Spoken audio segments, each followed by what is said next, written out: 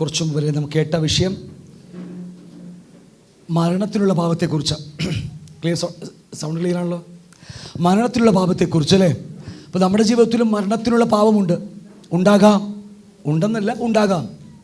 Hallelujah. അത് നമ്മെ മരണത്തിലേക്ക് നയിക്കുമെന്നും നരകത്തിലേക്ക് പോകാൻ കഴിയുമെന്നും മറന്നു പോകരുത്. നമ്മൾ ഈ സമയം വഴി അതിനുവേണ്ടി പ്രാർത്ഥിക്കുകയും നമ്മൾ ആ ഡെലിവറൻസിൻ്റെ ശിക്ഷയൊക്കെ വരും ദിവസങ്ങളിൽ നമുക്കുണ്ടാവും. അടുത്ത ആഴ്ച കഴിയുമ്പോൾ നമ്മൾ ഡെലിവറൻസിൻ്റെ വചനം അയച്ച് നമ്മൾ അതിനുവേണ്ടി പ്രാർത്ഥിക്കും. പിന്നീട് നമ്മളിപ്പോൾ ഇനിയുള്ള അല്പസമയം നമ്മൾ ഒന്നുകൊണ്ട് കാര്യങ്ങൾ ചിന്തിക്കാൻ പോവുകയാണ്. യേശു എങ്ങനെയാണ് തൻ്റെ പ്രാണനെ നേടിയത്?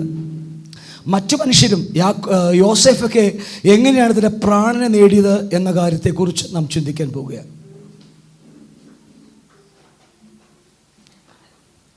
യേശു എങ്ങനെയാണ് തൻ്റെ പ്രാണനെ, ഇതുപോലെ നമ്മുടെ അകത്ത് ഒരുപാട് പ്രശ്നങ്ങളുണ്ട്, ഒരുപാട് പ്രശ്നങ്ങളൊക്കെ നമ്മുടെ ദേഹിയുടെ പല മേഖലയും മറഞ്ഞു കിടക്കുന്നുണ്ട്. അതുപോലെ വചനങ്ങൾ കേൾക്കുമ്പോഴാണ് നമുക്കത് മനസ്സിലാകുന്നത്. അപ്പോൾ യേശു കർത്താവും ഇതുപോലെ എങ്ങനെയാണ് തൻ്റെ പ്രാണനെ നേടിയെന്ന് നമുക്ക് ചിന്തിക്കാൻ പോവുകയാണ്. ഞാൻ പറഞ്ഞ അർത്ഥം മനസ്സിലായോ? യേശു എങ്ങനെയാണ് തൻ്റെ പ്രാണനെ എന്ന് പറഞ്ഞാൽ അവൻ സ്വർഗത്തിലേക്ക് പോകാൻ വേണ്ടി, നമുക്കറിയാം കർത്താവ് തന്നെയാണ്, വേറെ കാര്യം. പക്ഷേ എങ്ങനെയാണ് അവൻ പ്രാണനെ നേടിയത്?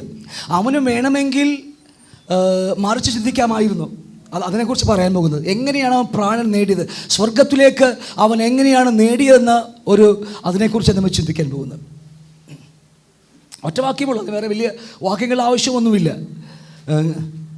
ലൂക്കോസ് 23-ാം അധ്യായം 34-ാം വാക്യം. വാക്യമോ?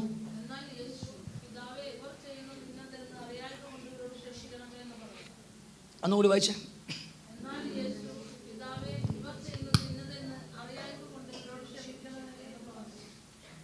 യേശു തന്നെ പ്രാണൻ നേടിയത് ഇതുപോലെയാണ്. ഞാൻ പറഞ്ഞ അല്ല, ചോദ്യം മനസ്സിലായി നിങ്ങൾക്ക്? ഈ സമയത്ത് വേണമെങ്കിൽ കർത്താവിന് എന്ത് പറയാമായിരുന്നു? നേരത്തെ പറഞ്ഞില്ലേ, എത്ര ലഗോനധികം ആൾക്കാരെ ഇറക്കി ഇതൊക്കെ അടിച്ച് മുടിച്ചല്ലേ തകർത്ത് കളയാമായിരുന്നു, വേണമെങ്കിൽ ചെയ്യാമായിരുന്നു കർത്താവിന്. പക്ഷേ കർത്താവ് അത് ചെയ്തിരുന്നെങ്കിൽ ദൈവ ഇഷ്ടം പൂർത്തിയാകത്തില്ലായിരുന്നു. അതാ വിഷയം. കർത്താവ് അങ്ങനെ ചെയ്തിരുന്നെങ്കിൽ ദൈവ ഇഷ്ടം പൂർത്തിയാകത്തില്ലായിരുന്നു. പക്ഷേ അതുകൊണ്ട് കർത്താവ് ഈ അവസാനം പറയുന്നുണ്ട്, ക്രൂശിക്കിടക്കും പറയുന്നുണ്ട്, എന്നാലും അവിടുത്തെ ഇഷ്ടം അല്ലേ, അവിടുത്തെ ഇഷ്ടം എന്നാലും പറയുന്നുണ്ട്. അതിനുമുമ്പ് ഒരു വാക്യം പറയുന്നില്ല. എങ്ങനെയാ വാക്യമുള്ളത്? അതിനുമുമ്പ് ഒരു വാക്യമുണ്ടല്ലോ, കഴിയുമെങ്കിൽ ഈ പാനപാത്രം എന്നിൽ നിന്ന് നീക്കണമെന്ന് കർത്താവ് പറയുന്നുണ്ട്. പക്ഷേ കർത്താവ് പറഞ്ഞ അതേ അടുത്ത സെക്കൻഡിൽ കർത്താവ് എന്താ പറയുന്നത് അറിയാമോ? എങ്കിലും പലപ്പോഴും നമ്മുടെ ജീവിതത്തിലൊക്കെ ഒട്ടനവധി പ്രാവശ്യം പറഞ്ഞു കാണും ഈ വാക്ക്, കർത്താവേ കഴിയുമെങ്കിൽ ഈ പാനപാത്രം. ഇടയ്ക്ക് ഞാനും പറയാറുണ്ട്, കർത്താവേ ഈ ജഡമെന്ന് പറയുന്ന പാനപാത്രത്തിൽ എനിക്ക് ജീവിക്കാൻ പറ്റുന്നില്ല എനിക്ക്. പലപ്പോഴും ഞാനും പറയും, ഞാൻ പച്ചയായ മനുഷ്യനാണ്, നിങ്ങളെപ്പോലെ അല്ല, അത്രയ്ക്ക് നിങ്ങളൊക്കെ നല്ല ആൾക്കാരാണ്, ഞാൻ പച്ചയായ മനുഷ്യനാണ് അല്ലേ. ഇടയ്ക്ക് ജഡത്തിൻ്റെയൊക്കെ സാധനങ്ങൾ പൊങ്ങി വരും, കണ്ണുകളൊക്കെ മറിഞ്ഞു പോകും, ചിന്തകളൊക്കെ മാറിപ്പോകുമ്പോൾ, എല്ലാ വശത്തുനിന്നും കൂടി പ്രഷർ വരുമ്പോൾ കർത്താവ് ഞാൻ പറയുന്നത്, കർത്താവേ കഴിയുമെങ്കിൽ ഈ പാനപാത്രം എന്നെ ഇതിൽ നിന്ന് ഉടച്ച് പുറത്ത് താ, എന്നൊന്ന് പൊട്ടിച്ചിട്ടൊന്ന് കൊണ്ടുപോകുന്നീ, എനിക്ക് ഈ പാനപാത്രത്തിനകത്ത് ജീവിക്കാൻ കഴിയുന്നില്ല. ചിന്തകൾ പലപ്പോഴും എന്നെ ഭരിച്ചു കളയുന്നു, പലപ്പോഴും എൻ്റെ നാവുകൾ വേണ്ടാത്തത് പറയുവാൻ വെമ്പൽ കൊള്ളുന്നു.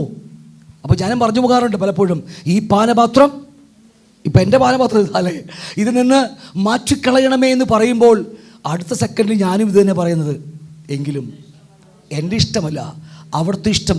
നാളെ ഞാൻ ജീവിക്കണമെന്ന് അവിടെ നിന്ന് തീരുമാനിച്ചിട്ടുണ്ടെങ്കിൽ ഞാൻ ജീവിച്ചാൽ മതിയാകത്തുള്ളൂ. ഞാൻ ഇടയ്ക്ക് നിങ്ങളോട് പറയുന്ന സാക്ഷ്യങ്ങളാണ്.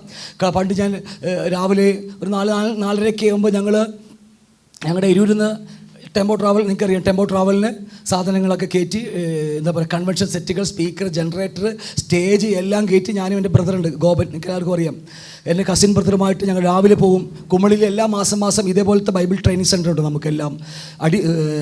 കുമളിയല്ല, വണ്ടിപ്പെരിയാറ്, വർഷങ്ങളായിട്ടുള്ള ട്രെയിനിങ് സെൻ്റർ. ഇപ്പം നമ്മൾ നിർത്തിക്കളഞ്ഞത്, വർഷങ്ങളായിട്ടുള്ള ട്രെയിനിങ് സെൻ്ററാണ്. അപ്പോൾ ഞങ്ങൾ രാവിലെ മുതൽ വൈകിട്ട് വരെ ക്ലാസ്സാണ്. 9:30 മണിക്ക് ക്ലാസ് ആരംഭിക്കും, 5:30 മണി വരെ 6 മണി വരെ ഉണ്ടാകും ക്ലാസ്. അപ്പോൾ ഞങ്ങൾ രാവിലെ പുറപ്പെടും വീട്ടിൽ നിന്ന്. അവിടെ നിന്ന് പോയി ഒരു 4 മണിക്കൂർ 4 മണിക്കൂർ വേണം ഞങ്ങൾക്ക്. പോണ വഴി ഒരു വെളുപ്പിൽ 6-6:30 ആകുമ്പോൾ ഞങ്ങൾ കുട്ടിക്കാനം സൈഡെത്തും. ഞങ്ങൾ കുട്ടിക്കാനത്തുമ്പോൾ ഒരു ഇവിടെ പറഞ്ഞിട്ടുണ്ട് ഞങ്ങൾ ടെമ്പോ ട്രാവലർ ഹെവി ലോഡാണ്. ഹെവി എന്ന് പറഞ്ഞാൽ ഒരു 2-3 ടൺ സാധനം ഉണ്ടാവും. സ്റ്റേജിലിടാനുള്ള മാറ്റ്, 2 വലിയ സ്പീക്കറുകളാണ്. നമ്മുടെയൊക്കെ ഔട്ട്ഡോർ കൺവെൻഷൻ നടത്താനുള്ള സ്പീക്കറുകളൊക്കെയാണ്. രാത്രി കൺവെൻഷൻ, പകൽ ക്ലാസ്, രാത്രി കൺവെൻഷനാണ്. അപ്പോൾ ഇങ്ങനെ ഫുൾ ടൈം പാക്കാണ്, നമുക്ക് ഒരു നിമിഷവും ഇല്ല. കുമളി വന്ന് തണുപ്പാണ്, രാത്രി കൺവെൻഷൻ, ഇവിടെ ക്ലാസ് നടത്തും. കൺവെൻഷനൊക്കെ വേറെ തമിഴ്നാട് ചൂടത്തായിരിക്കും. അവിടെ കഴിഞ്ഞ് വീണ്ടും ഇവിടെ വരും. പലപ്പോഴും ഞാൻ വീണ് പോയിട്ടുണ്ട് ഞങ്ങളൊക്കെ. അപ്പോൾ ഞാൻ പറയുന്ന കാര്യങ്ങൾ, ഈ ഫുൾ ലോഡായിട്ട് ആ ഹൈ റേഞ്ച് കയറി ടോപ്പിലെത്തിയപ്പോഴായിരുന്നു ഞങ്ങളുടെ വണ്ടിയുടെ ബ്രേക്ക് പൊട്ടിപ്പോയത്. നിങ്ങൾക്കറിയാമല്ലോ, ടെമ്പോ ട്രാവലിന് ഏറ്റവും വലിയ കംപ്ലൈൻറ്റ് എന്ന് പറയുന്നത് ഫോഴ്സിൻ്റെ കംപ്ലൈൻറ്റ്, ഇത് ബ്രേക്ക് പൊട്ടിപ്പോകും എന്നുള്ളതാണ്. പൊട്ടിപ്പോയി, വണ്ടിക്ക് കലയിൽ കയറി നിൽക്കുക. ആ സമയത്ത് പൊട്ടിപ്പോയി വല്ലതും ചെയ്യാൻ പറ്റുമോ? പക്ഷേ ആരോ പിടിച്ച് ഞങ്ങളുടെ ആക്സിലേറ്ററെ പിടിച്ച് വലിക്കുന്നുണ്ട്, ഒരു വലിക്കും. അപ്പോൾ വലിക്കുമ്പോൾ വണ്ടി ഹൈ റേഞ്ച് റൈസായിട്ട് ഒരു മുളച്ചൊരു വണ്ടി റൈസായി നിൽക്കുക. ആ റൈസിൽ വണ്ടി ഇങ്ങനെ ഇടിച്ചിടിച്ച് നിൽക്കുക. ഇങ്ങനെ തൊട്ട് താഴെ 10 മീറ്റർ അപ്പുറം കൊക്കയാവും, അഗാധമായ കൊക്കകൾ. വണ്ടി ഇങ്ങനെ ഇടിച്ച് നിൽക്കുക. അപ്പോൾ എൻ്റെ ബ്രദറാ, എൻ്റെ കസിമയ്യനാ വണ്ടി ഓടിച്ച്. ഞാൻ പറഞ്ഞു, നീ വണ്ടി ചാടിക്കോളാൻ പറഞ്ഞു. കാരണം ഞാൻ പോയാൽ പോരെ, അവൻ കൊച്ചാ, 32 വയസ്സ് 36 വയസ്സൊക്കെ ഉള്ളു അവന് അന്ന്. അപ്പോൾ ഞാൻ പറഞ്ഞു ചാടിക്കോളാൻ പറഞ്ഞു. അപ്പോൾ അവൻ ചാടിയില്ല കേട്ടോ, അത് വേറെ കാര്യം. ഞാൻ പറഞ്ഞു നീ ചാടി ഊട് വെക്കാൻ പറഞ്ഞു. വണ്ടി ഇങ്ങനെ ഇടിച്ചിടിച്ച് നിൽക്കുക. വണ്ടി അവൻ ചാടി ഊട് വെച്ചു. പക്ഷേ ഊട് വെച്ച് ഞങ്ങൾ അവിടെ നിന്ന് പ്രാർത്ഥിച്ചു, വണ്ടി ബ്രേക്ക് പോയാലോ. അവിടെ നിന്ന് പ്രാർത്ഥിച്ചു. അല്പം കഴിഞ്ഞപ്പോൾ, അന്യഭാഷയൊക്കെ പ്രാർത്ഥിച്ചു കഴിഞ്ഞപ്പോൾ വണ്ടിക്ക് ബ്രേക്കായി.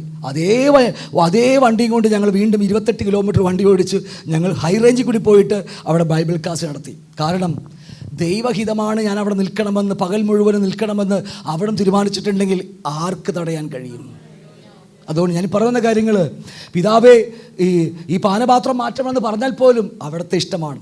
ഞങ്ങളും പറയും, അവിടെ നിന്ന് ഇനി എന്നെ ഉപയോഗിക്കാൻ ആഗ്രഹിക്കുന്നുവെങ്കിൽ അവിടെ നമുക്ക് വേറെ ഒന്നുമില്ല, അവിടുത്തെ ഇഷ്ടം നിവർത്തിച്ചേ മതിയാകത്തുള്ളൂ. ഞങ്ങൾക്ക് അവിടെ വിശ്വാസം.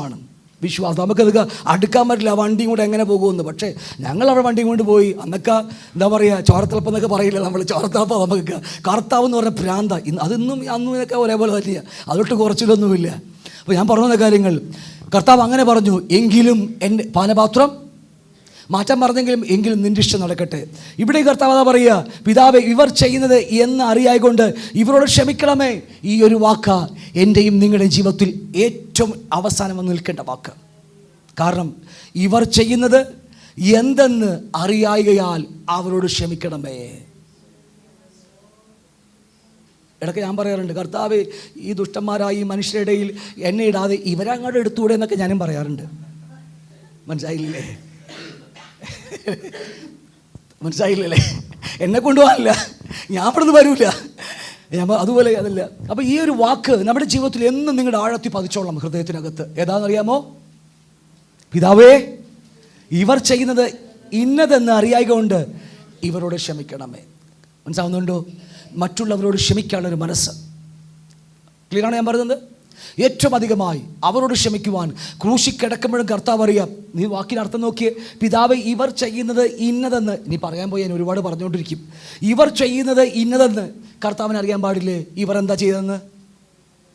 ബാക്കി നോക്കിയേ. പിതാവെ ഇവർ ചെയ്യുന്നത് ഇന്നതെന്ന് അറിയായതുകൊണ്ട് എൻ്റെ ചോദ്യം, കർത്താവിന് അറിയാൻ പാടില്ലേ ഇവർ എന്താ ചെയ്തത്? കഴിഞ്ഞ കുറേ മണിക്കൂറുകളായി താടി രോമം പിടിച്ചു പറിക്കുന്നു, മുഖത്ത് തുപ്പുന്നു, തലയിൽ മുൾക്കിരീടം അടിച്ചിറക്കുന്നു, കുരിശ് ചുമപ്പിക്കുന്നു. ഒക്കെ അറിയാൻ പാടില്ല കർത്താവിന്. എല്ലാം കർത്താവിന് അറിയാം. എന്നിട്ടും കർത്താവ് എന്താ ഈ വാക്ക് വന്നറിയാമോ? പിതാവേ ഇവർ ചെയ്യുന്നത് ഇന്നതെന്ന് അവർ അറിയായക കൊണ്ട്. അതാ വാക്കിനർത്ഥം. ഞാൻ പറഞ്ഞ മർമ്മം മനസ്സിലായോ?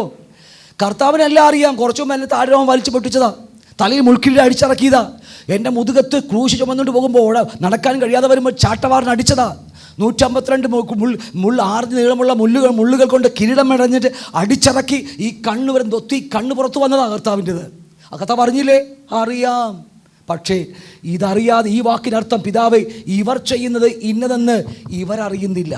കാരണം ഇവരെ കൊണ്ട് ചെയ്യിക്കുകയാണ്. ഇവരെ കൊണ്ട് ഒരുത്തൻ മറഞ്ഞിരുന്ന് ചെയ്യിക്കുകയാണ്.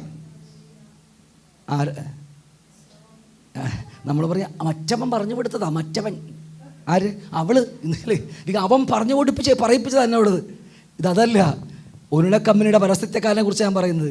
ഒരിട കമ്പനിയുടെ പരസ്യത്തിൻ്റെ പയ്യനില്ലേ, അവനെക്കുറിച്ച് പറയുക. അവനാണ് മനുഷ്യനെ നിയന്ത്രിച്ചു കൊണ്ടിരിക്കുന്നത്, പിശാച്. അതോടെ കർത്താവ് പറയുന്നത്, ഇവരോട് അവർക്കറിയില്ല. അവരെ പറയിപ്പിക്കുന്നത്, അവരെ കൊണ്ട് ചെയ്യിക്കുന്നത് പിതാവേ അവർക്കറിയില്ല. അവർ ഒരു കളിപ്പാവകളാ മാത്രമാണ് അവർ.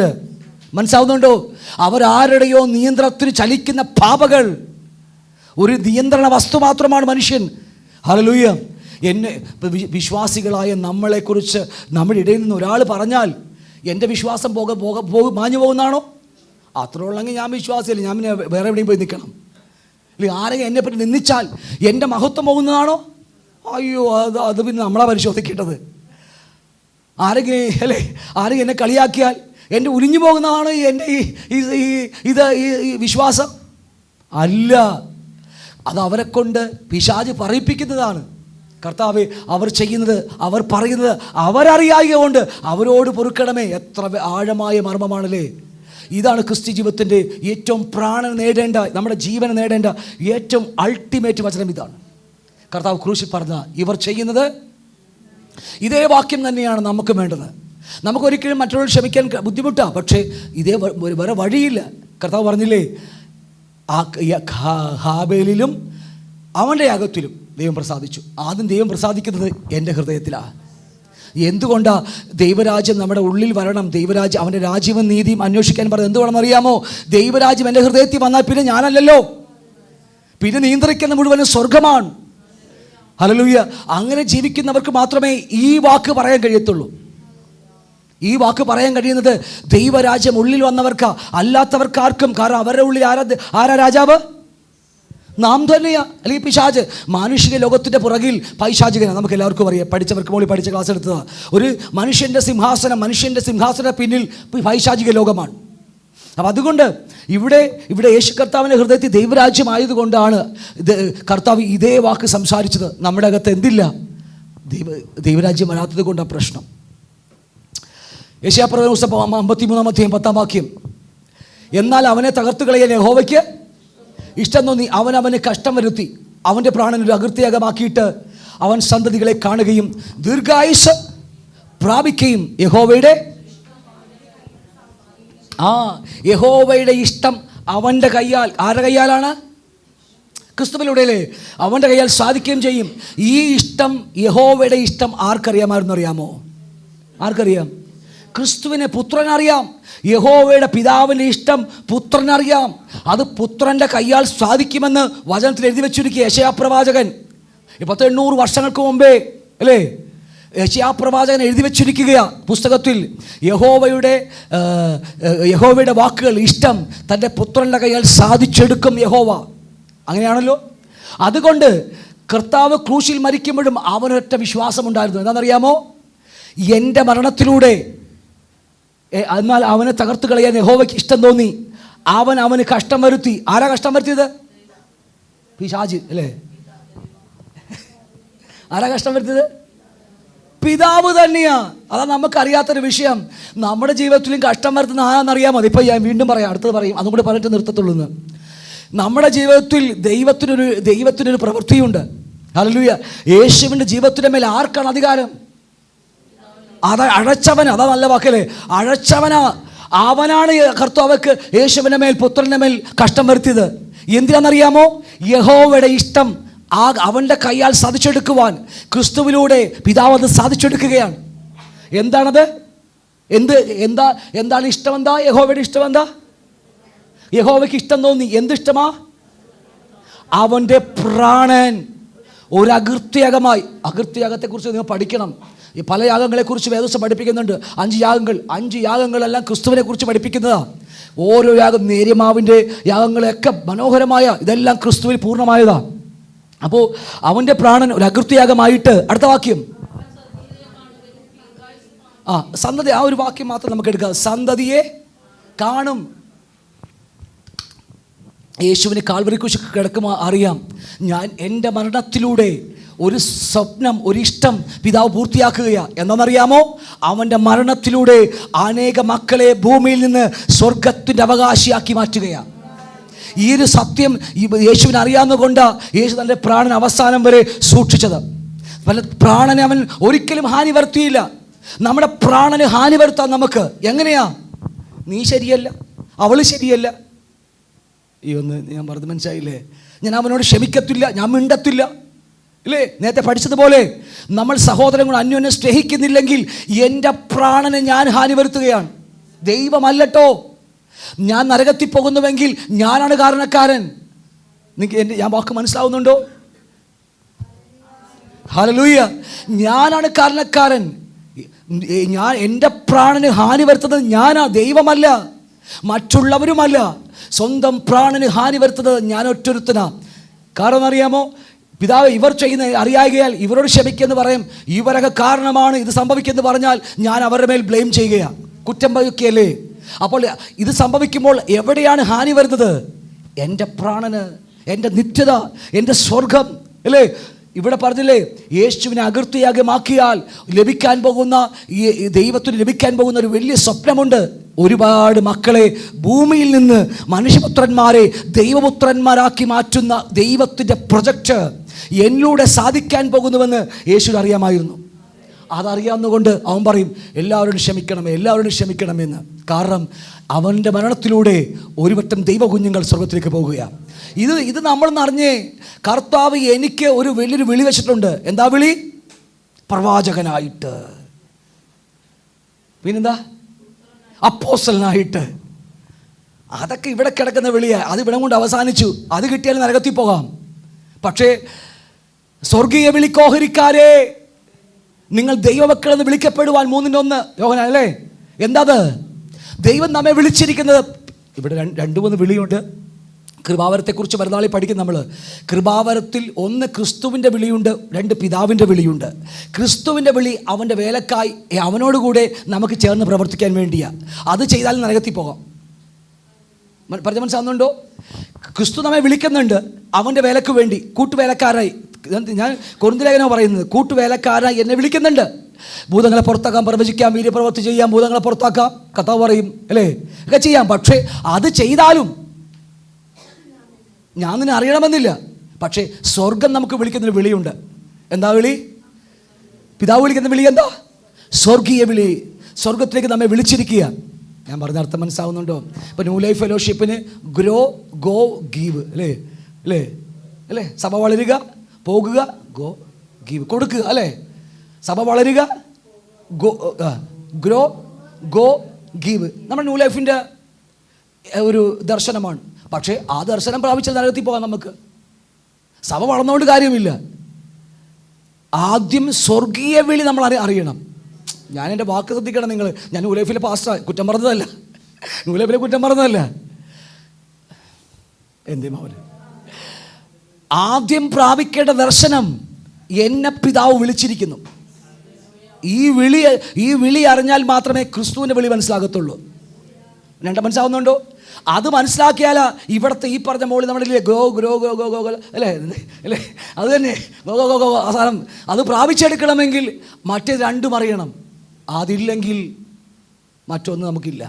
അപ്പം അതുകൊണ്ട് ഈ കർത്താവിൻ്റെ പിതാവിൻ്റെ ഹിതം നമ്മൾ അറിയണം.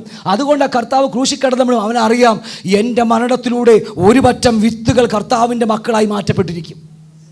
ഇതുപോലെ എന്നെ നിങ്ങളെ വിളിച്ചിട്ടുണ്ട്, സ്വർഗീയന്മാരാക്കി വിളിച്ചിരിക്കുക. സ്വർഗീയ വിളിക്കോഹരിക്കാരെ അല്ലേ? യോഹന്നാൻ 3:1 പറയുന്നു, നിങ്ങൾ ദൈവത്തിൻ്റെ മക്കളെന്ന് വിളിക്കപ്പെടുവാൻ പിതാവ് അത്ര വലിയ സ്നേഹം തന്നിരിക്കുന്നു. നമ്മൾ ദൈവത്തിൻ്റെ മക്കളായി വിളിച്ചിരിക്കുക. ആ വിളി നമ്മുടെ ജീവിതത്തിലേക്ക് ഉള്ളപ്പോൾ മറ്റുള്ളവർ എന്തെങ്കിലും പറഞ്ഞാൽ, ചെയ്താൽ ശ്രദ്ധിച്ചേ, നമ്മൾ എന്തു പറയണം? അവരെ കുറ്റം പറയല്ല, അവർക്ക് അറിയാതെ പറയുക, അല്ലെങ്കിൽ അവരെ കൊണ്ട് പിശാച് പറയിപ്പിക്കുക. അതാ സത്യം. നമ്മുടെ പ്രാണന് നമുക്ക് വേണമെങ്കിൽ ഹാനി വരുത്താം. എങ്ങനെ ഹാനി വരുത്താൻ പറ്റും? അങ്ങോട്ട് വിരൽ ചൂണ്ടിയാൽ മതി. ഇവനാണ് കാരണക്കാരൻ വിരൽ ചൂണ്ടിയാൽ മാത്രം മതി, വേറെ ഒന്നും വേണ്ട. നമ്മുടെ പ്രാണന് ഹാനിയായി നരകത്തിലേക്ക് പോയിക്കോളും. മരണത്തിലുള്ള പാപം. ഞാൻ പറയുന്ന അർത്ഥം നിങ്ങൾക്ക് മനസ്സിലാവുന്നുണ്ടോ? ഹല്ലേലൂയ.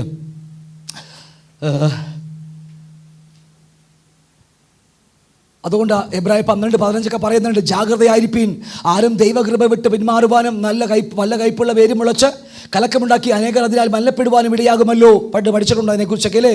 നമ്മുടെ ജാഗ്രത, ഒരു പട്ടാളക്കാരൻ ഇരിക്കുന്ന പോലെ ജാഗ്രതയായിരിക്കുകയാണ്. കാരണം അറിയാമോ, ആരോടെങ്കിലും ഒരു നീരസം തോന്നിയാൽ മതി, അവനായിരിക്കും അവളായിരിക്കും എന്ന് ചെറിയ തോന്നൽ തോന്നിയാൽ മതി, പരിപാടി തീർന്നു നമ്മുടെ അല്ലേ? ആയിരിക്കും തോന്നാം എന്ന വാക്ക് ക്രിസ്തീയ ജീവിതത്തിലില്ല. കണ്ടാൽ പോലും കണ്ണിനെ വിശ്വസിക്കാൻ കൊള്ളത്തില്ല. ഈ കണ്ണ് നേരിട്ട് ഒരാൾ ചെയ്യുന്ന പാപം കണ്ടാൽ പോലും ഈ കണ്ണിനെ വിശ്വസിക്കാൻ പറ്റത്തില്ല. അത്രമാത്രം ഭയാനകമാണ് ഈ കണ്ണ്. എൻ്റെ നമ്മുടെ കണ്ണ്. എനിക്ക് രോഗമൊന്നുമില്ല കേട്ടോ, ഞാൻ പറഞ്ഞേക്കാം. ഇപ്പോൾ എന്നിട്ടേ പാസ്റ്റർക്ക് മാത്രമേ രോഗമുള്ളൂ, ഞങ്ങൾക്ക് ആർക്ക് രോഗമില്ലാത്ത ഇരിക്കുന്നത്. നമ്മുടെ കണ്ണിനെ പോലും വിശ്വസിക്കാൻ പറ്റത്തില്ല. എനിക്ക് പറയാനൊരു എക്സാമ്പിൾ ഉണ്ടായിരുന്നു, ഞാൻ വിടുകയാണ്. നാമം വിളിച്ചു പറയണം, കർത്താവേ അവരോട് ക്ഷമിക്കണമേ, അല്ലേ? നമ്മൾ വിളിച്ചു പറയണം. ഒറ്റ ആൻസറേ, ഒറ്റതേ ഉള്ളൂ. ഓക്കെ, ഇവിടെ വക്കിണ്ട്, പ്രാണനെ ഈ രോഗം സൗഖ്യമാകണമെങ്കിൽ ആദ്യം നാം അവരോടും നമ്മെ വേദനിപ്പിച്ചവരോടും നാം ക്ഷമിച്ചേ മതിയാകത്തുള്ളൂ. എങ്കിലേ നമ്മുടെ പ്രാണൻ രക്ഷിക്കാൻ കഴിയത്തുള്ളൂ. ഇല്ലെങ്കിൽ മരണത്തിലുള്ള പാപം നമ്മുടെ ജീവിതത്തിൽ വരാൻ കഴിയും. ഞാൻ ഓടിച്ചു വിടുകയാണ് യോസേഫിൻ്റെ ജീവിതത്തിലൂടെ. ഇത് പറയുമ്പോൾ നിങ്ങൾക്ക് മനസ്സിലായിക്കോളും യോസേഫ് എങ്ങനെ തൻ്റെ പ്രാണനെ സ്വർഗത്തിലേക്ക് നേടിയെന്നുള്ളതാണ്.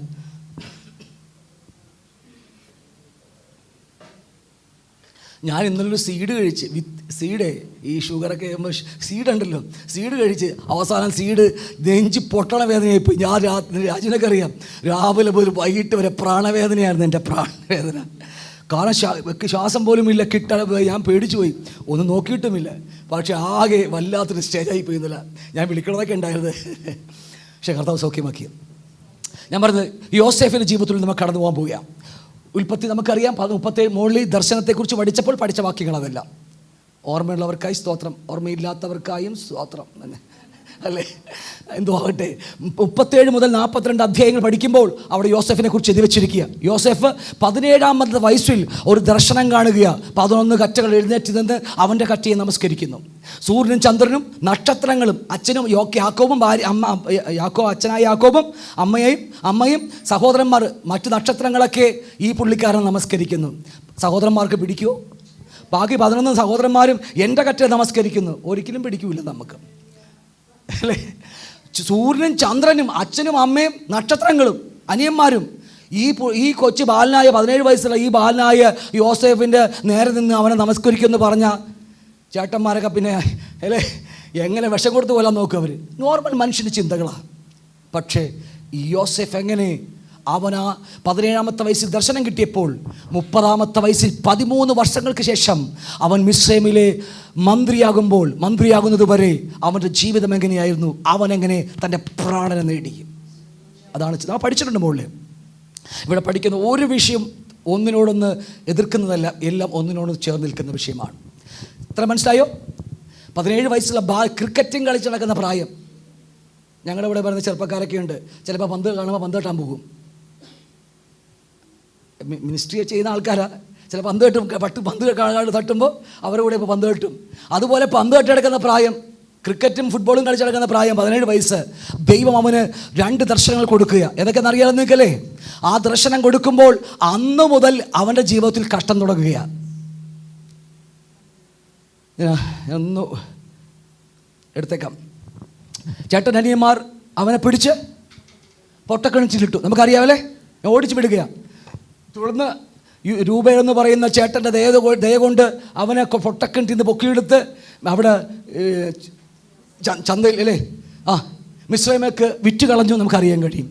ഒരു എന്താ പറയുക, ചന്തയിൽ വിൽക്കാൻ വെക്കുന്ന മാടുകളെ വിൽക്കാൻ വെക്കുന്നത് പോലെ അവനെ കയറും കെട്ടി ചന്തയിൽ വിൽക്കാൻ വെച്ചു. ആരെയാ? 17 വയസ്സുള്ള ഒരു സാധാ ബാലനാണ്. ഞങ്ങൾക്ക് എൻ്റെ ചെറുപ്പകാലം ഓർത്തു പോകുകയാണ്. കടയിൽ പോയിട്ട് അച്ഛനൊക്കെ ഗവൺമെൻറ് ഉദ്യോഗസ്ഥന ഹെൽത്ത് ഡിപ്പാർട്ട്മെൻറ്റിലൊക്കെ ആണെങ്കിലും പലപ്പോഴും ഫുൾ കള്ളുടിയാണ് പുള്ളിക്കാരന്, പൈസ മുഴുവൻ അത് മതി. അപ്പോൾ കടയിൽ പോയിട്ട് അമ്മ പറയും, മോനെ ഈ 100 ഗ്രാം വെളിച്ചെണ്ണ, അന്നൊക്കെ 100 ഗ്രാം വെളിച്ചെണ്ണയൊക്കെ വലിയ കാര്യം. അപ്പോൾ ഞാൻ കടയിൽ പോയിട്ട്, ഇപ്പോൾ എൻ്റെ അനിയനൊക്കെ കൂടെ ഉണ്ട്, അപ്പോൾ ഞാൻ പറയും കടയിൽ 1 കിലോ വെളിച്ചെണ്ണ, നാട്ടുകാർ കേൾക്കാൻ വേണ്ടി പറയും 1 കിലോ വെളിച്ചെണ്ണ എന്നൊക്കെ പറയും. പക്ഷേ മേടിക്കുന്ന 100 ഗ്രാം വെളിച്ചെണ്ണയായിരിക്കും. മറ്റുള്ളവരുടെ മുമ്പിൽ നമുക്ക് നാണം കെടാൻ 1 രൂപയ്ക്ക് ചെറുപഴമൊക്കെ മേടിക്കാൻ പറയും. അവിടെ പോയിട്ട് 1 കിലോ ചെറുപഴം എന്നൊക്കെ ഞങ്ങൾക്ക് ചുമ്മാ ഇങ്ങനെയൊക്കെ പറയും അനിയനൊക്കെ ആയിട്ട്. അതിനർത്ഥം നാണം കാണാൻ വയ്യ ഞങ്ങൾക്ക്. 1 രൂപക്കൊക്കെ ചെറുപഴം മേടി. നിങ്ങളൊക്കെ വലിയ പുള്ളികളാണ്, ഞാൻ പാവപ്പെട്ടവരല്ലേ. ഞാൻ പറയുന്ന കാര്യം, ഇത്രയും ഈ ചെറുപ്രായത്തിൽ, എൻ്റെയും ചെറുപ്രായത്തിൽ ഞാനും അതുപോലെയൊക്കെ ആ നിന്ന അനുഭവിക്കും. ഇന്നും ആ വേദനയുടെ തുടിപ്പ് നിങ്ങൾക്ക് മനസ്സിലായി എൻ്റെ വാക്കിൽ. പക്ഷേ അതൊക്കെ പോയേ എല്ലാം പോയി. എങ്കിൽ പോലും ആ വേദനയുടെ വേത്ര മാത്രമായിരിക്കും. അതേപോലത്തെ വേദനയാണ്. ചന്തയിൽ വിൽക്കാൻ വെച്ച് 17 വയസ്സുള്ള അല്ലേ? ചെറുപ്പത്തിലേക്ക് 17 വയസ്സെന്നൊക്കെ പറഞ്ഞാൽ ഇപ്പം നോക്കിയാൽ മതി, നമ്മളൊക്കെ ആ പ്രായം കഴിഞ്ഞ് വന്നതല്ലേ. റോട്ടിൽ കാറ് കിടന്നാലും അല്ലെങ്കിൽ സ്കൂളിൽ പോകുമ്പോൾ ആദ്യം കണ്ണടക്കി മൂടിയൊക്കെ ചെയ്യും, പിന്നെ കുറച്ച് കഴിഞ്ഞ് പോകുന്നതിന് മുമ്പായിട്ട് ഒന്നും കൂടി വന്ന് നോക്കും, ഇല്ലേ? ഒന്നും വേണ്ടല്ലോ, കാറിൻ്റെ റോട്ടിൽ കൂടി പോകുമ്പോൾ ഒരു കാറിന് ചില്ല് കണ്ടാൽ അവിടെ പോയിട്ട് നമ്മളിങ്ങനെ കാണിക്കും. എൻ്റെ കാര്യം പറഞ്ഞതാ, ഓക്കെ. അപ്പോൾ അത്രയും ആ ഒരു സമയത്ത് ആ ബാലനെ ചന്തയിൽ വിൽക്കാൻ വെച്ചു. അത്രയും ഹൃദയം മുറിഞ്ഞ് എന്താ പറയുക, കീറി മുറിഞ്ഞിട്ടുണ്ടാവും ആ പൈതലിൻ്റെ. പിന്നീട് കുറേ വലുതായി ഒരു പോത്തിഫറിൻ്റെ വീട്ടിൽ വലിയ ആളായി. അവിടെയും പോയപ്പോൾ അവന് കഷ്ടം തന്നെയാണ്. പോത്തിഫറിൻ്റെ ഭാര്യ കയറി പിടിച്ച് വെറുതെ പ്രശ്നം ഉണ്ടാക്കി വീണ്ടും അവൻ ജയിലിലായി. എത്രയോ 13 വർഷം. 17ാമത്തെ വയസ്സിൽ ദൈവം 2 ദർശനം കൊടുത്തു. ആ ഒറ്റ ദർശനം കൊണ്ട് ജീവിതം മുഴുവൻ കട്ടപ്പോകാം. ദൈവം കൊടുത്ത ദർശനം പറഞ്ഞ് കേട്ടോ, നിങ്ങൾ പറഞ്ഞാൽ പോകുക. ദൈവം കൊടുത്ത ദർശന നിമിത്തം, വെളിപ്പാട് നിമിത്തം ജീവിതം മുഴുവൻ കട്ടപ്പോകയെന്ന്. 30 വയസ്സ് വരെ ദൈവം ഒരു ദർശനം കൊടുത്തു. അത് പ്രാപിക്കുവാൻ ഇത്രയും വർഷങ്ങൾ, 13 വർഷങ്ങൾ ഈ ചെറുബാലനായ യൗവനക്കാരായ കോമളത്വമുള്ളവനെന്നാണ് പറയുന്നത്, അല്ലേ? കയ്യൊക്കെ പൂ പോലെ ഇരിക്കുന്ന, നമ്മളൊക്കെ പറയില്ലേ, പൂ പോലെ ഇരിക്കുന്ന പയ്യനാ എന്തുമാത്രം കഷ്ടപ്പാട് അനുഭവിച്ചു. ഞാൻ ചോദിക്കട്ടെ, ഈ കാലത്തിൻ്റെ ഇടയിൽ ഇവൻ്റെ മനസ്സെന്തായിരിക്കും? ഓർക്കുമ്പോൾ അവനെ കണ്ണൊക്കെ ഇങ്ങനെ, അല്ലേ, മുഖമൊക്കെ ഇങ്ങനെ വികസിക്കും.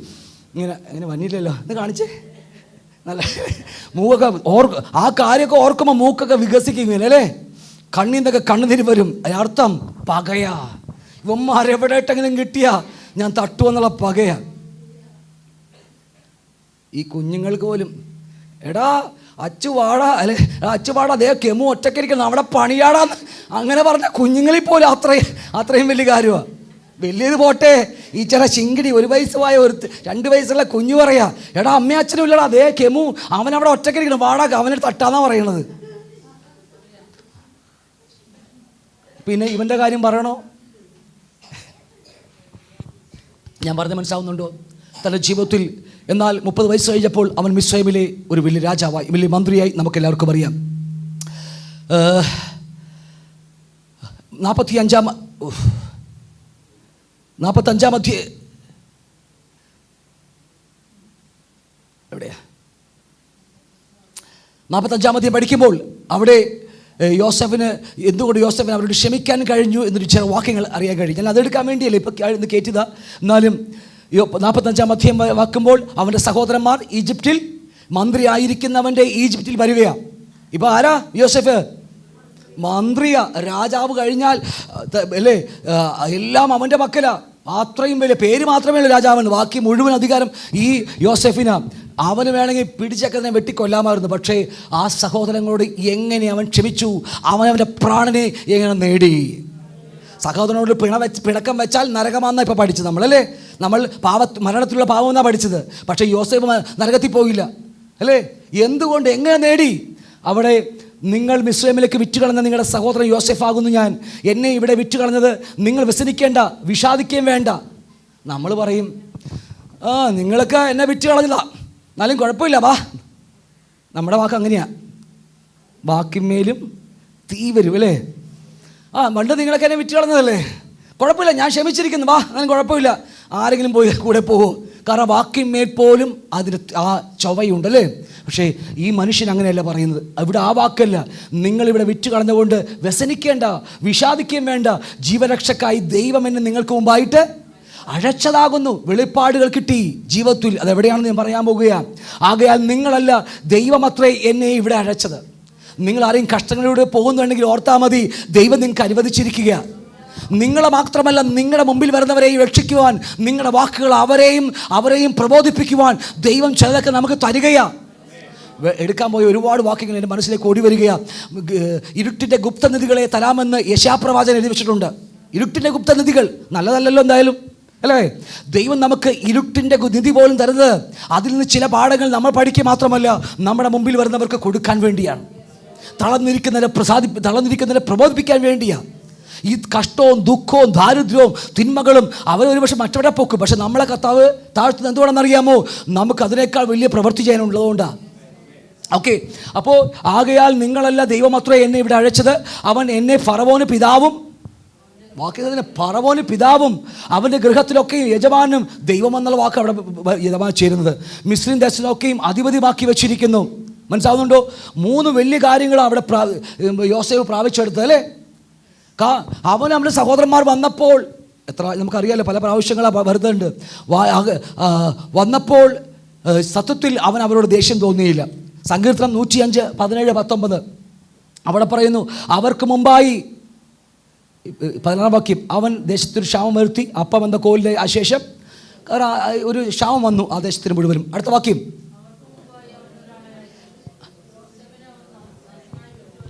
അവർക്ക് മുമ്പേ അവൻ ഒരാളെ അയച്ചു. ആരെ അയച്ചത്? അവൻ ആരാ? അതാ പറഞ്ഞു വരിക. അവൻ ആരെന്ന് പറഞ്ഞു വരികയാണ്. യോസേഫിനെ അവൻ അയച്ചു. യോസേഫിനെ ആരയച്ചു എന്നൊരു ചോദ്യമാണ്. അപ്പോൾ യോസേഫ് ആ അയച്ചവനല്ലേ കാരണക്കാരൻ അല്ലേ? യോസേഫിനെ അവർ ദാസനായി വിറ്റുകളഞ്ഞുവല്ലോ. യഹോവയുടെ വചനം നിവൃത്തിയാകുകയും അവൻ്റെ അരുളപ്പാടിനാൽ അവന് ശോധന വരികയും ചെയ്യുവോളം. മനസ്സിലാവുന്നുണ്ടോ? യഹോവയുടെ വചനം നിവൃത്തിയാകണം. യോസേഫ് വിൽക്കപ്പെടണമെന്നും കുഴിലിടണമെന്നും വഴിക്കൂടി ഒരു എന്താ പറയുക, ഒരു മാടിനെ കൊണ്ടുപോകണമെന്നൊക്കെ 13 വർഷം കഷ്ടം അനുഭവിക്കണമെന്നൊക്കെ ആരാ എഴുതി വച്ചിരിക്കുന്നത്? ദൈവമാണ്. മനസ്സിലാവുന്നുണ്ടോ? ഞാൻ ഗ്രഹിച്ചോ? വിളിയുള്ളവൻ്റെ ജീവിതത്തിൽ സംഭവിക്കുന്ന മുഴുവൻ സ്വർഗം അറിഞ്ഞുകൊണ്ടാ. ഹല്ലേലൂയ. അരുളപ്പാടിനാൽ അവന് ശോധന വരികയും ചെയ്യുവോളം അഴച്ചവൻ, വിളിച്ചവൻ അവൻ്റെ ജീവിതത്തിൽ ശോധന അഴക്കുകയാണ് ചെയ്തത്. എന്നിട്ടാണ് അവനെ പിന്നീട് രാജാവായി അല്ലെങ്കിൽ മന്ത്രിയാക്കി വാഴിക്കുന്നത് അല്ലേ. കാരണം മന്ത്രിയായി വിളിക്കുമ്പോൾ ആ മന്ത്രിയാകണമെങ്കിൽ ഒരു സ്റ്റാൻഡേർഡ് വേണം. ഒരു സൂട്ടും കോട്ടും ഞാൻ പറയാം, സ്കൂളിലെ പടിവാതിക്കലും പോലും കാണാൻ പോകാത്തവൻ അല്ലേ. വാ തുറന്ന എന്തും ബോഷത്തം പറയുന്ന ഒരുത്തനെ സൂട്ടും കോട്ടൊക്കെ ഇട്ട് നമ്മുടെ കളക്ട്രേറ്റിൽ കൂടെ കളക്ടറായിട്ട് ഇരുത്തി എന്തായിരിക്കും സ്ഥിതി ഇല്ലേ? സ്കൂളിലെ വിദ്യാഭ്യാസം പോലില്ല. മാർക്കറ്റിൽ നിന്ന് പിടിച്ചുകൊണ്ടെന്നവനാ, മാർക്കറ്റിൽ പിടിച്ചുകൊണ്ടെന്ന് സൂട്ടും കോട്ടും ഇട്ട് കളക്ടറായിട്ട് ഇരുത്തിയ അവൻ അവിടെ എന്താ പറയുന്നത് അല്ലേ? അതുപോലെ ഈ യോസേഫിനെ പിടിച്ച് മന്ത്രിയാക്കിയാൽ ഇല്ലേ, അങ്ങനെയായി തീർത്തുള്ളൂ. അതുകൊണ്ട് ആ ദൈവം യോസേഫിനെ 13 വർഷം ഇട്ട് പണിയുകയായിരുന്നു. ദൈവമാണ് അവന് കഷ്ടം വരുത്തത്. ഇത്രയും കാലമൊക്കെയും ഇതൊക്കെ നടക്കുമ്പോൾ, ഇതൊക്കെ സംഭവിക്കുമ്പോഴും ആദ്യകാലങ്ങളിൽ യോസേഫിൻ്റെ ഹൃദയം മുറിഞ്ഞിരുന്നു. എനിക്ക് നല്ലവണ്ണം അറിയാം അല്ലേ, നല്ലവണ്ണം മുറിഞ്ഞു. പക്ഷേ ജീവിതത്തിൽ യോസേഫ് എങ്ങനെ ആ പ്രാണൻ നേടിയെന്ന് നമുക്ക് ഒന്നറിയണം. നമുക്കറിയാം അവസാനം യോസേഫ് മന്ത്രിയാകുന്നുണ്ടല്ലേ, മന്ത്രിയാകുന്നുണ്ട്. യോസേഫ് എങ്ങനെ പ്രാണൻ നേടി അറിയേണ്ടത് നമുക്ക്. സഹോദരന്മാരോട് എങ്ങനെ ക്ഷമിച്ചു വേണ്ടേ അറിയേണ്ടത് നിങ്ങൾക്ക്. സഹോദരന്മാർ വന്നപ്പോൾ എങ്ങനെ സഹോദരന്മാരോട് അവൻ ക്ഷമിച്ചു, അവരെ ചേർത്ത് പിടിച്ച് എന്നൊക്കെ നമുക്ക് അറിയണമെങ്കിൽ അവൻ്റെ ജീവിതത്തിൽ 2 കാര്യം സംഭവിച്ചു. 2 മക്കൾ ജനിച്ചു യോസേഫിന്. അയച്ചിട്ടുണ്ടോ നിങ്ങൾ? എന്നും പറഞ്ഞ് ഇനി വീട്ടിൽ പോയി മക്കളെ ഇല്ല മക്കളെ ജനിച്ചതുകൊണ്ട് നമ്മുടെ കഷ്ടപ്പാട് മാറത്തില്ല. അതാണ് നമ്മുടെ കാര്യം. ഞാൻ രാജ്യമായിട്ട് കുത്താൻ നോക്കിയതാണ്. ശരി, വേണ്ട, വായിച്ച് കളഞ്ഞത്. ഞങ്ങൾ സന്തോഷത്തിലാണ്, ഞങ്ങൾ ഭയങ്കര ഹാപ്പിയാണ്. യോസേഫ് യോസേഫ് തൻ്റെ പ്രാണനെ എങ്ങനെ നേടിയെന്ന് അറിയണമെങ്കിൽ നീ ഒരു വാക്യം വായിച്ചാൽ മതി. ഇത്രയും കാര്യങ്ങൾ മനസ്സിലായോ? കർത്താവ് എങ്ങനെ പ്രാണനെ നേടി? എങ്ങനെയാ? അവരോട് ക്ഷമിക്കണമേ, അവർ ചെയ്യുന്നവരെ അറിയുന്നില്ല, അവരുടെ പിന്നിൽ പിശാചുക്കളാ ചെയ്യിച്ചത് അല്ലേ എന്ന് പറഞ്ഞുകൊണ്ട് പ്രാണൻ നേടി. ഈ യോസേഫ് എന്താ ചെയ്തത്? ക്ഷാമകാലം വരും മുമ്പേ, വാക്യം 41, 50, 52 അല്ലേ, ഒന്ന് വായിച്ചേ.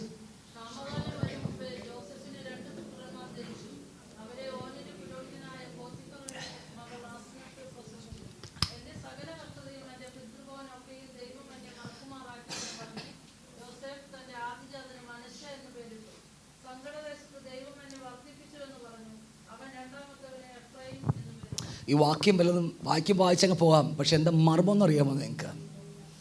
എന്ത് മർമ്മമെന്നാണ് അതിൻ്റെ പിന്നിൽ. നമ്മൾ ഓരോ വ്യക്തിയെ കുറിച്ച് പഠിക്കുമ്പോൾ ദാവീദ് എങ്ങനെ അവൻ്റെ പ്രാണനം നേടി, സ്വർഗത്തിലേക്ക് എങ്ങനെ പോയി, മറ്റുള്ളവർ അബ്രഹാം, ഇസാക്ക്, യാക്കോബ്, ഈ യോസേഫൊക്കെ എങ്ങനെയാണ് അവർ ആ പ്രാണനം നേടി സ്വർഗീയ തലത്തേക്ക് പോയത് പഠിക്കേണ്ടത്. നമ്മൾ അതൊക്കെയാണ് പഠിക്കേണ്ടത്. അല്ല ഗോലിയാത്ര കല്ലിട്ടടിച്ച് ഗോലിയാത്ത് വീണു ഹല്ലേലൂയ എന്നൊക്കെ പറയുന്നതല്ല. അവൻ വാലല്ല തലയാക്കും ഹല്ലേലൂയ, അതൊന്നും അല്ല ഇവിടുത്തെ വിഷയം. നമ്മുടെ നിത്യത വിഷയം, നമുക്ക് എങ്ങനെ നിത്യത പ്രാപിക്കാൻ കഴിയും എന്നുള്ളത് ആ വിഷയം. ക്ഷാമകാലം വരും മുമ്പേ യോസേഫിന് 2 പുത്രന്മാർ ജനിച്ചു. അവരെ ഓലിലെ പുരോഹിതനായ പോത്തിഫറയുടെ മകൾ ആസനത്ത് പ്രസവിച്ചു അല്ലേ. നീ വാക്കിന് ശ്രദ്ധിക്കണം, മനോഭാവം ശ്രദ്ധിക്കണം. വാക്കിന് അർത്ഥം നോക്കിണ്ട്. മനശ്ശെയെന്നും രണ്ടാമത്തെ കൊച്ചിൻ്റെ പേരെന്താ? എഫ്രൈം. മനശ്ശെ എന്ന് എഫ്രൈം എന്ന 2 കുട്ടികൾ ജനിച്ചു. ഈ 2 കുട്ടികൾ ജനിച്ചതുകൊണ്ട് ഇവൻ്റെ കഷ്ടം മാറുമോ? പക്ഷേ മാറും. ആ കുട്ടികൾക്കിട്ട പേര് നോക്കിയാൽ മതി. മനസ്സിലാവുന്നുണ്ടോ?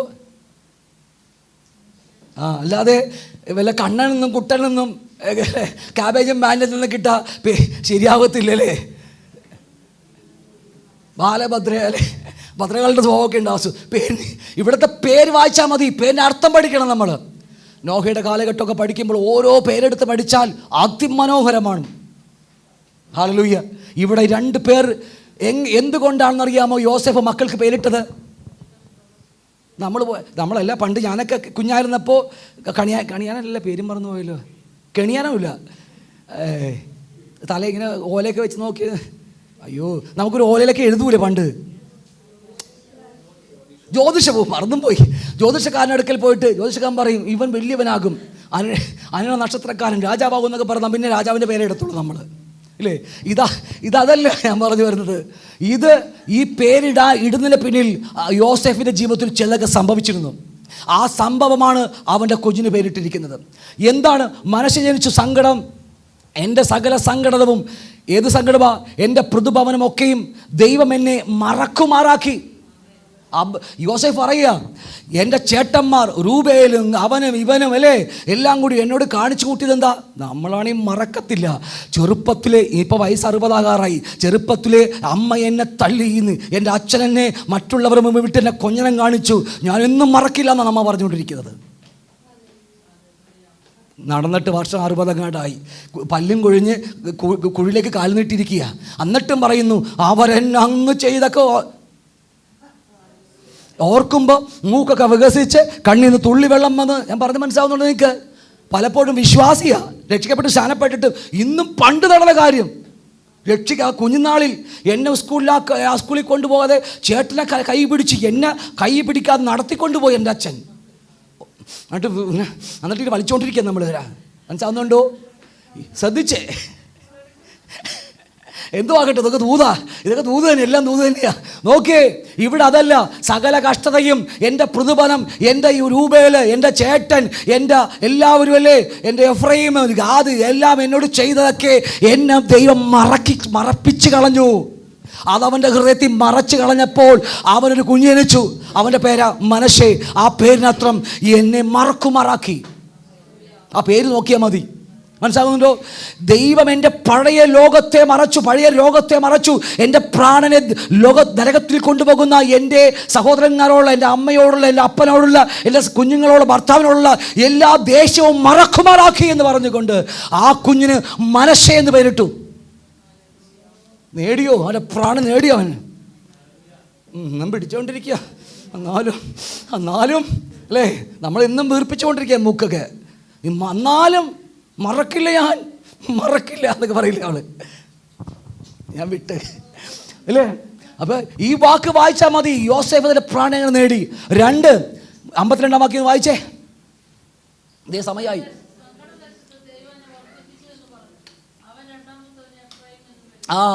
മറക്കുവാൻ മാത്രമല്ല കർത്താവ്, നമ്മുടെ കർത്താവ് നമ്മെ വർദ്ധിപ്പിക്കുവാനും മതിയായ ദൈവമാണ്. നമ്മളെ പണിതെടുത്തിട്ട് നമ്മളിലൂടെ ചെയ്യേണ്ട എല്ലാ കാര്യവും തീർക്കുവാൻ കഴിവുള്ളവനാ എന്നെ വിളിച്ചിരിക്കുന്നത്. എൻ്റെ ജീവിതത്തിൽ 17-ാമത്തെ വയസ്സിൽ എനിക്ക് ദർശനം തരുമ്പോൾ, എന്നെ കഷ്ടതയിലേക്ക് തള്ളിയിടുമ്പോൾ വിളിച്ചവൻ എന്നെ വർദ്ധിപ്പിക്കുമെന്ന് അവന് മനസ്സിലായി. അതുകൊണ്ട് അടുത്ത കുട്ടി ജനിച്ചു. പേരെന്താ? എഫ്രൈം. അർത്ഥം എന്താ? ദൈവം എന്നെ വർദ്ധിപ്പിച്ചു. എത്ര അതിശയമാ! അവനെ വർദ്ധിപ്പിച്ചോ?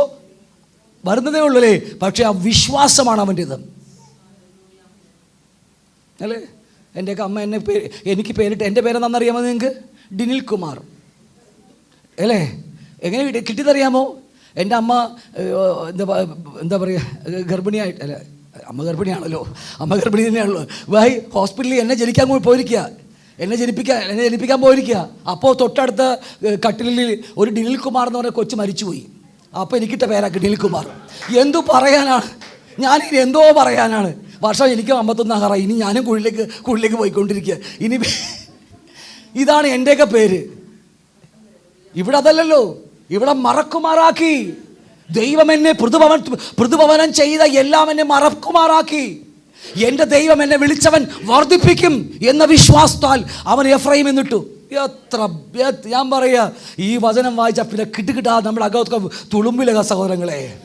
നമ്മളൊക്കെ ഇതൊക്കെ അറിയേണ്ടത്. നമ്മുടെയൊക്കെ വചനത്തിനകത്ത് ദൈവത്തിൻ്റെ മർമ്മം എന്താണ്? എൻ്റെ പ്രാണനെ സ്വർഗത്തിലെങ്ങനെ നേടാൻ കഴിയും? നിത്യതയിൽ എനിക്കെങ്ങനെ പോകാൻ കഴിയും? അല്ലേ? ദൈവം പറയും, പ്രവാചകന്മാർ പറയും, ദൈവം നിന്നെ ശത്രുക്കളുടെ മുമ്പിൽ എന്താ മേശ ഒരുക്കും. നമ്മളെന്താ അറിയാമോ? ആ മേശ ഒരുക്കാൻ കാത്തിരിക്കുക ശത്രുക്കളുടെ മുമ്പിൽ. ഭർത്താവ് ശത്രു ആരാ? ഭർത്താവ്, ഭാര്യ, മക്കള്, അമ്മായി, അമ്മയൊക്കെയാ. അയ്യോ, നമ്മളിതും പിടിച്ചുകൊണ്ടിരിക്കുക. ഇവിടെ ഏത് വിധേനയും നിത്യത പ്രാപിക്കാൻ വേണ്ടി ഓടിക്കൊണ്ടിരിക്കുക. ദൈവം നമ്മളടുത്ത് പണിതുകൊണ്ടിരിക്കുക. നമ്മളിപ്പോഴും ശത്രുക്കളുടെ മുമ്പിൽ മേശ ഒരുക്കുന്ന ദൈവം. ഞാൻ നിങ്ങൾക്ക് എത്രക്ക് മനസ്സാവുന്നു ഞാൻ പറഞ്ഞു വരുന്നത്?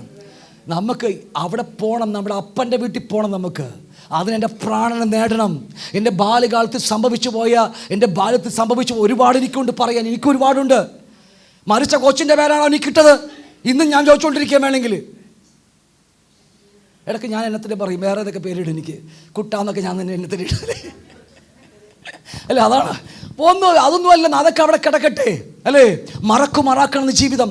നമ്മുടെ ജീവിതത്തിൽ എന്തെല്ലാം സംഭവിച്ചാലും എൻ്റെ പ്രാണൻ സ്വർഗത്തിലെത്താൻ തടസ്സമായി നിൽക്കുന്ന എല്ലാ വേദനകളും നീരസങ്ങളും എല്ലാം പൊറുക്കാൻ കഴിയാത്ത, ക്ഷമിക്കാൻ കഴിയാത്തതെല്ലാം എൻ്റെ ജീവിതത്തിന് മായ്ച്ചേ മതിയാകത്തുള്ളൂ. കാരണം എനിക്കെൻ്റെ പ്രാണൻ നേടണം. മനസ്സാവുന്നുണ്ടോ? ക്ലിയർ ആണോ? സമയം മുന്നോട്ട് കടന്നു പോവുകയാണ്. നമുക്ക് അത്രയ്ക്ക് സന്തോഷമുണ്ടെന്ന്. എൻ്റെ തൊണ്ടയ്ക്ക് ഒരു പരിവായിട്ടുണ്ട്. നാളെ സൺഡേയാണ്. ഈ വൈകിട്ട് ഒരു ഗോഡൻ ബ്രദറിൻ്റെ വീട്ടിൽ ഹൗസ് വാമിങ്, അവിടെയും ശുശ്രൂഷയുണ്ട്. ഇത് കഴിഞ്ഞിട്ട് അങ്ങോട്ട് പോകണം. ഹല്ലേലൂയ. അപ്പോൾ യോസേഫ് തൻ്റെ ജീവിതത്തിലൂടെ കടന്നുപോയി. 17-ാമത്തെ വയസ്സിൽ അവന് ദർശനം കിട്ടി. അവൻ്റെ സഹോദരന്മാർ അവനെ നമസ്കരിക്കുന്നു. അപ്പനും അമ്മയും അവൻ്റെ സഹോദരന്മാരെല്ലാം അവനെ നമസ്കരിക്കുന്നു. ഒരിക്കലും ആ ഒരു ദർശനം സത്യമാണ്, ദൈവം കൊടുത്തത്. അത് പ്രാപിക്കാൻ അതിനാ ദർശനം ലഭിക്കുമ്പോൾ തന്നെ അവൻ്റെ സഹോദരന്മാർ അവനെ നമുക്കറിയാം പൊട്ടക്കിണറ്റിലും ഒക്കെ നശിപ്പിച്ച് അവൻ തകർത്ത് കളഞ്ഞു. 13 വർഷം 30-ാമത്തെ വയസ്സിൽ യോസേഫ് മിസ്രൈമിലെ മന്ത്രിയാകുമ്പോൾ നീണ്ട 13 വർഷം അവൻ കഷ്ടത്തിന് തീച്ചുകളിൽ കടത്തിവിട്ടു. കാരണം അവനെന്നെ പണിയായിരുന്നു. ഇന്ന് നമ്മുടെ ജീവിതത്തിൽ ഇതുപോലെ പണിയുന്നതൊക്കെ എന്നറിയാമോ? ആരുടെങ്കിലും നീരസമുണ്ടായിരിക്കും. ഒന്ന് ഓർത്ത് നോക്കിയേ, എൻ്റെ ജീവിതത്തിൽ ദൈവം എന്നും കഷ്ടം തരുന്നുവെങ്കിൽ ഒന്ന് ഓർത്താൽ മതി, എൻ്റെ പ്രാണൻ നേടാൻ വേണ്ടിയാ. ആരോടൊക്കെ ക്ഷമിക്കാനുണ്ട്, ആരോടൊക്കെ പൊറുക്കാനുണ്ട്. ഇതിങ്ങനെ മനസ്സിലാകുന്നുണ്ടോ? എത്ര ആഗ്രഹിച്ചിട്ടും എനിക്ക് വളരാൻ കഴിയുന്നില്ല, മിനിസ്ട്രിയിൽ വളരാൻ കഴിയുന്നില്ല, ദൈവസ്നേഹത്തിൽ വളരാൻ കഴിയുന്നില്ല, കർത്താവിനെ പ്രസാദിപ്പിക്കാൻ കഴിയുന്നില്ലെങ്കിൽ ഓർത്താൽ മതി, എൻ്റെ ജീവിതത്തിൽ എൻ്റെ പ്രാണൻ നേടുവാൻ എൻ്റെ പിതാവിനിൽ പ്രവൃത്തി ആരംഭിച്ചിരിക്കുക. ഹല്ലേലൂയ. മനസ്സിലാവുന്നുണ്ടോ? ക്ഷമിക്കാൻ കഴിയാത്തതാണ് ഇത്രയും ഞാൻ മരണത്തിലുള്ള പാപത്തെക്കുറിച്ച് രാവിലെ വന്ന് ഇങ്ങോട്ട് സംസാരിക്കുക. മരണത്തിലുള്ള പാപം എന്താണെന്നറിയാമോ? സഹോദരങ്ങളോട് ക്ഷമിക്കാൻ കഴിയാത്തത്, സ്നേഹിക്കാൻ കഴിയാത്തത്. ഹല്ലേലൂയ. ഇന്ന് ഒരു നിമിഷം ഒന്ന് ഏറ്റു പറഞ്ഞാൽ മതി, നമ്മളെ മടക്കിക്കൊണ്ടൊരു കർത്താവ്. വേറെ ഒന്നും വേണ്ട. ഇതൊക്കെ ഈ കർത്താവിൻ്റെ ജീവിതത്തിലൂടെ, യോസേഫിൻ്റെ ജീവിതത്തിലൂടെയൊക്കെ നമ്മൾ കണ്ടു കഴിഞ്ഞ കാര്യമാണല്ലേ. അവരുടെ മക്കൾ ജനിക്കുമ്പോൾ തന്നെ ആ മക്കളുടെ പേര് നോക്കിയാൽ മതി. യോസേഫ് തൻ്റെ ജീവിതകാലത്തിൽ അല്ലേ, ആ വഴിയാത്രയിൽ 30 വയസ്സിനിടയിൽ അവൻ്റെ ജീവിതത്തിൽ അവൻ തന്നെ പ്രാണനെ നേടിക്കഴിഞ്ഞിരിക്കുക. സഹോദരന്മാർ വെറുപ്പില്ല, വിദ്വേഷമില്ല, പകയില്ല. അതുകൊണ്ടാണ് അവർ വരുമ്പോൾ കൈയും കാലും കൂട്ടിമുട്ടിയിട്ടാണ് അവർ വരുന്നത്. പക്ഷേ ഇവൻ ക്ഷമിച്ചു, എല്ലാം ക്ഷമിച്ചു. അതിനു മുമ്പേ ദൈവം അവനെ പണിതെടുത്തു. അപ്പോൾ സങ്കീർത്തനക്കാരൻ പറഞ്ഞതുപോലെ ദൈവം തന്നെയാണ് അവൻ്റെ ജീവിതത്തിൽ കഷ്ടം വരുത്തിയത്. യേശുക്രിസ്തു പറയുമ്പോൾ ദൈവം തന്നെയാണ് അവൻ്റെ ജീവിതത്തിൽ കഷ്ടം വരുത്തിയത്. നമ്മുടെ ജീവിതത്തിൽ നോക്കിയേ, നമ്മുടെ ജീവിതത്തിൽ കഷ്ടം വരുത്തിയത് അവൾ കാരണമാണ്, ഇവൻ കാരണമാണ്. എന്തേന്നും മിണ്ടാതിരിക്കുന്നത്? നിങ്ങൾക്ക് പറഞ്ഞ് മനസ്സിലാവുന്നുണ്ടോ? ഇതെല്ലാം എൻ്റെ പ്രാണനെ സ്വർഗത്തിലെത്തിക്കാൻ വേണ്ടിയാണ്. ഹല്ലേലൂയ. എൻ്റെ വാക്ക് നിർത്തിക്കോട്ടെ. 5 മണിയായി. എൻ്റെ വാക്കിൽ 5 അത് 5 കുഴപ്പമില്ല. എൻ്റെ വാക്കിൽ 5 മണിയാവണേ. രാജീവിനും 5 മണിയായിട്ടുള്ളൂ. പ്രാർത്ഥിച്ച് അവസാനിപ്പിച്ചോട്ടെ. സന്തോഷമാണോ? സൗഖ്യമായോ? ഇനി ആരോട് പിണക്കമോ പരിഭവങ്ങളോ നമ്മുടെ മലയാള സർവീസിൽ കാണാൻ പാടില്ല. നമ്മുടെ മലയാള സർവീസ് ഉണ്ടാകരുത്. നമുക്ക് കർത്താവിന് വേണ്ടി ഇനിയും ഒരുപാട് ഓടാനുണ്ട്, ഒരുപാട് ചെയ്യാനുണ്ട്. ഈ ഹൗസ് ചർച്ചകളൊക്കെ 100 കണക്കിന് ആൾക്കാർ വർദ്ധിക്കാനുള്ള പ്രവൃത്തികളാണ്. വരും ദിവസങ്ങളിൽ ഹൗസ് ചർച്ചയൊക്കെ ഇനിയും വർദ്ധിച്ചു വരും. നമുക്ക് എൻ്റെ വിശ്വാസമുണ്ട് എനിക്ക്. കാരണം ഈ ഒറ്റ വെളിപ്പാട് മാത്രം മതി നിങ്ങളുടെ ജീവിതത്തിൽ. ഒറ്റ വെളിപ്പാട് മതി. ദൈവം നമ്മളെ അനുഗ്രഹിച്ച് വർദ്ധിപ്പിക്കും. മനശ്ശയോട് പറഞ്ഞ പോലെ, എഫ്രൈമിനോട് പറഞ്ഞ പോലെ, ഞാൻ നിന്നെ വർദ്ധിപ്പിക്കും. നമ്മെ വർദ്ധിപ്പിക്കും. നമ്മുടെ മനസ്സ് നിർമ്മലമായിരിക്കണം. ഹല്ലേലൂയ.